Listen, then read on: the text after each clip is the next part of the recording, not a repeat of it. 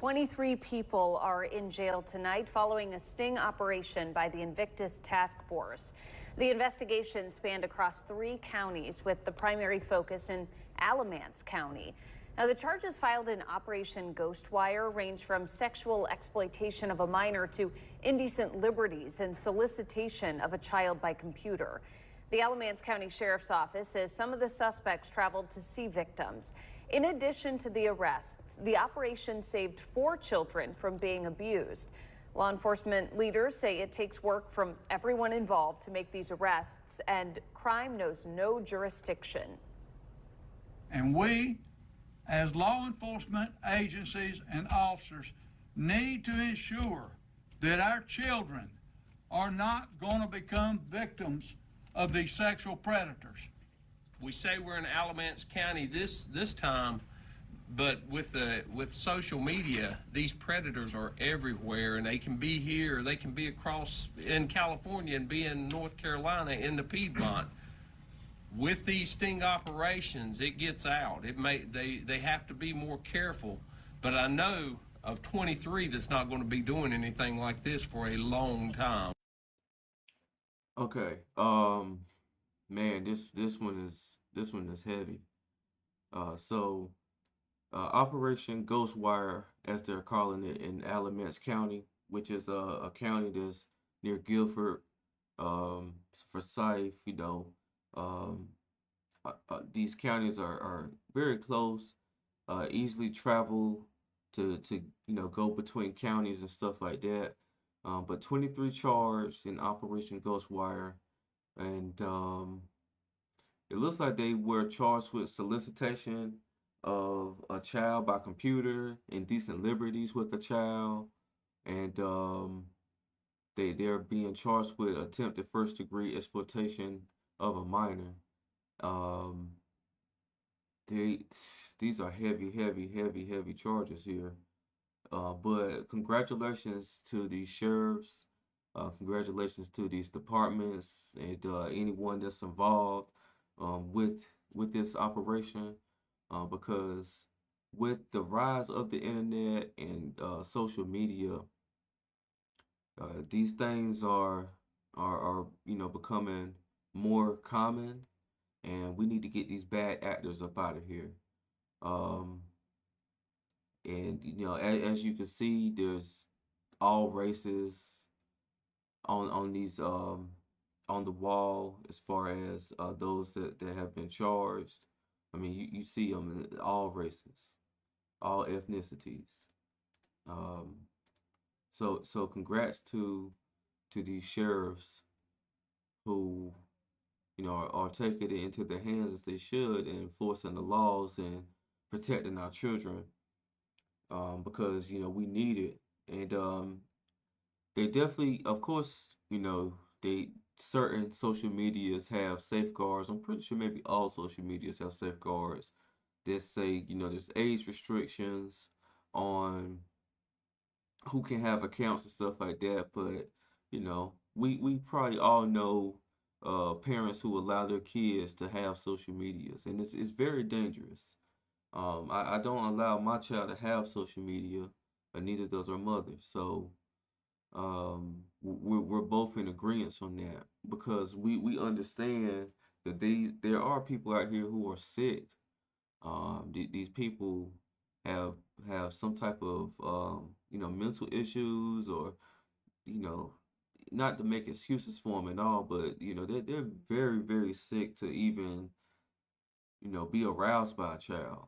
That's very sickening to me, and I do feel like without these sheriffs, who knows, man, it could be a lot more, missing kids, or just things happening to children that shouldn't happen. And these type of things are things that's going to affect their lives in negative ways as they continue to grow and get older and stuff like that. So a lot of these guys, man, they probably sit on these computers, and they probably look for, victims and stuff like that all day. And, it's real sickening, because, sometimes I sit here and think like, man, what may happen in their lives, or what caused them to go down this path, knowing that it's wrong, knowing that they should feel some level of guilt for even doing that, and knowing that they're taking advantage of someone whose brain isn't fully developed to be able to discern this is a right thing or a wrong thing. And for the parents, you definitely want to keep a watch on your child. You want to make sure that if they do have these cellular devices, that they don't have these apps and stuff on there to where these apps are like a gateway for these individuals to get into your children's lives. So this is very, very important. And once again, man, congratulations to all these sheriffs and everyone that was involved in this operation. Great operation, and I'm pretty sure they still have some arrests to make, and that they aren't done. I do want to get into another video here where one of the head sheriffs on the operation, looked like he maybe one the sheriff in Alamance County, but he is speaking a little bit more in detail on this, and then I'll look to close this out.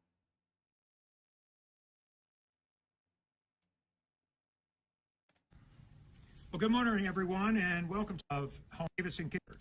Well, I'm Yeah, yeah, well, right, I'm around here. corner there. Okay. Of course, Guilford County Sheriff's Office. I know one of them coming. All right. Thank you for being a little For bit this part, about he's just the thanking problem everybody for here assisting. that was uncovered in Alamance County. A total of 23 arrests on a 2-week period. 23 individuals were arrested. 14 of those arrested were citizens of Alamance County, and 4 others were just arrested in violations here in Alamance County. Number of children saved from abuse that was actually being abused was 4. We rescued them from being abused. Number of previous sex offender arrested, Alamance County, 1. Number of illegal immigrants arrested, 4. And 2 of those were armed. We had one with a stolen weapon.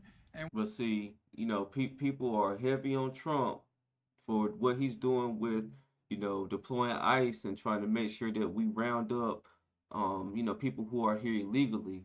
I'm not against people migrating to the United States, going through the process, the legal way. But as you see, you have people that are here illegally, and they're not here. So most of them, some of them are here to work, but then you're still gonna have a percentage that are here to do evil things, bad things. So people want to mobilize against Trump for doing this and that, but then you bring up this situation, and then they're sitting there looking dumbfounded. They don't have anything to say. So you know, everybody's not gonna like what you do, but as long as you're doing it for the good and for the majority of the people, that's all that really matters. One carrying a concealed weapon. And what really gets me is the ages of the undercover chats when we were posing as someone meeting the adults. 12 to 14 years of age, folks. And these are children that is marked for life. You can say what you want to say, but after you're abused as a child, it can make a difference in a lot of ways of life for you, where you get in trouble. It's amazing what can be done. I also want to thank our partners in this task force for the work that we have done in Alamance County and what we're going to do in Alamance County and other counties in this state. Nobody knows the number of doggone sexual predators we have in this state, but one is too doggone many when we look at our children and where they're going to come from. They are the victims, and we, as law enforcement agencies and officers, need to ensure that our children are not going to become victims of these sexual predators. I'm not gonna let it run a little bit too longer, because I want to kind of keep this video to a certain length. But man, I can do a whole hour stream on this. and it may be something that we take a look at in another video here. But congratulations to these sheriffs. Great operation. Glad you got these 23 individuals off the streets. Hopefully, it's not just a slap on the wrist and then they're back out here on their computers doing the same thing again. But once again, congratulations. As y'all can see, these departments from different counties have no issues working together to bring people down.